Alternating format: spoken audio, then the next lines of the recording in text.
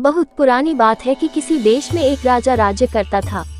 उस राजा की प्रजा में लोग बड़े सशक्त और समझदार थे, जो कि अपनी समझदारी से कई बातें जान लेते थे।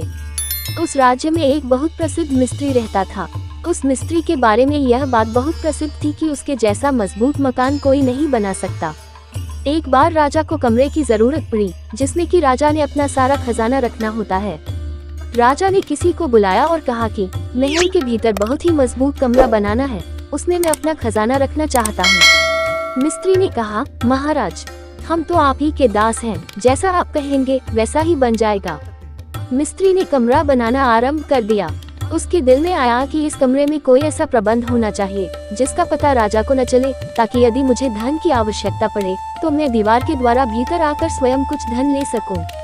मिस्त्री ने कमरा बनाते समय उसमें कई पत्थर लगाए। उनमें एक पत्थर ऐसा भी लगाया जो भीतर और बाहर से वैसा ही लगता था जैसे कि बाकी पत्थर, परंतु उसको इस प्रकार रखा हुआ था कि किसी भी समय उसे किसी खास तरीके से बिना हिलाए बाहर निकाला जा सकता था, जिससे वहाँ एक खोल सा बन सकता था और एक व्यक्ति उसमें से आसानी से आ जा सकता था।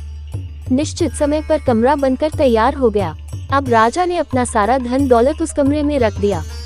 मिस्त्री ने कभी कोई बेईमानी नहीं की थी, वह जीवन भर ईमानदार रहा था। इसका कारण यह था कि वह एक अच्छा मिस्त्री था और उसे अच्छी आमदनी होती थी। जब वह मरणासन में था तो उसने अपने दोनों पुत्रों को यह बात बता दी थी कि किस प्रकार से उस खजाने वाले कमरे में चोरी की जा सकती है। मिस्त्री ने कहा कि भगवान न करे कि तुम्हें कभी धन की आवश्यकता अनुभव हो। यदि धन की आवश्यकता अनुभव हो जाए तो बेशक वहां से ले आना, परंतु एक बात हमेशा ध्यान में रखना कि चाहे तुम्हारी जान चली जाए, किसी को यह न बताना कि यह धन कहां से आया है। दिन मिस्त्री की मृत्यु हो गई। बहुत समय बीत जाने पर उसके पुत्रों को धन की आवश्यकता अनुभव हुई। अब उन्होंने राजा के खजाने में से चोरी करने की योजना बनाई। वे अंधेरा घिर जाने पर उस ओर चल पड़े। किसी प्रकार महल में जाकर उन्होंने उस कमरे का वह पत्थर बहुत धीरे से हटाया और एक ओर रख दिया। वे भीतर से बहुत सा धन लेकर वापस आ गए। उन्होंने 2-3 बार ऐसा किया, जिसके कारण उनके पास बहुत सा धन हो गया, परंतु राजा को पता चल ही गया कि अवश्य ही यहाँ पर कोई चोरी करने आता है।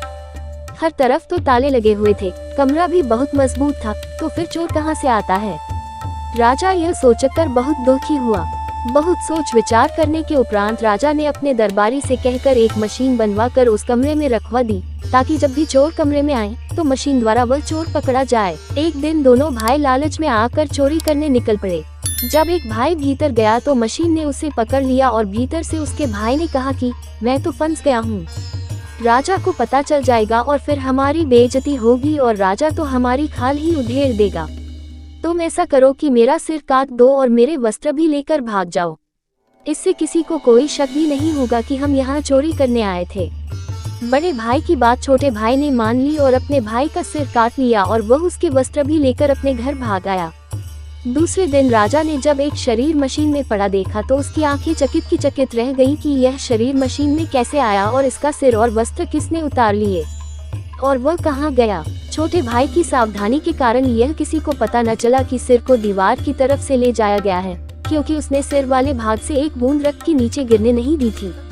सारा रक्त उसके भाई के वस्त्र में खपत कर दिया गया था। दूसरे दिन राजा ने ऐलान कर दिया कि जो भी व्यक्ति मेरी बेटी को होशियारी की बात बताएगा उसे पुरस्कार प्रदान किया जाएगा। छोटे भाई को शरारत करने की सूझी और उसने एक और होशियारी करने की सोची। उसने बड़े ही अच्छे ढंग से अपने हाथ के जैसा एक हाथ बनाया, जिसके बनावटी होने का बिल्कुल भी पता नहीं चलता था। वह अपना बायां हाथ अपने चोले के नीचे करके उसके स्थान पर बनावटी हाथ बाहर निकाल कर राजकुमारी के पास आया और उसे अपनी सारी कहानी सुनाई। जब राजकुमारी ने यह सारी बात सुनी तो उसने मिस्त्री के लड़के का वही हाथ पकड़ लिया और सिपाहियों को बुलाने लगी। इतने में मिस्त्री का लड़का भाग गया। राजा की बेटी ने देखा कि उसके हाथ में तो बनावटी हाथ ही रह गया है और लड़का भाग गया था। अब राजा को उसकी होशियारी का पता चल गया तो उसने ऐलान किया कि यदि वह राजदरबार में हाजिर हो जाए तो उसे कुछ नहीं कहा जाएगा, बल्कि उसे बहुत सा धन दिया जाएगा। इस प्रकार लड़का अपनी होशियारी के कारण बच गया और उसको खाना भी राजदरबार में से मिलने लगा और इसके पश्चात कई कार्यों में उसने राजा की बहुत सहायता की।